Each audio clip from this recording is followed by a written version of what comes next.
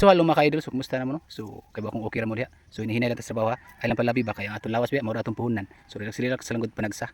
So dito karon sa basakano. So nako ipakita inyo nga variety. So mo ni atong basak nag-atiman. So kini nga variety mga ka-idol mga farming. So mo ni ang Love 77. So tan-awan ninyo ang iyang uhay.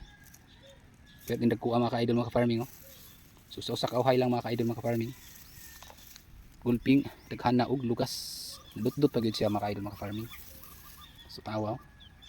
So sa ako lang sab ining Love 77 mga ka-idol mga farming no. Sa diri sa among area so nahug man siya rainfed pero nagapoy tubig nagsuporta. So wala siya kayo kasipak so ako kay bawo diha sa irrigated mga ka-idol mga farming. Kung maayo ba diha kung kinsay nakatanom na ining Love 77 kung maayo ba diha sa inyo kung irrigation ba inyong area. So dire wala siya kayo kasipak diri sa among gitamnan mga ka-idol mga farming.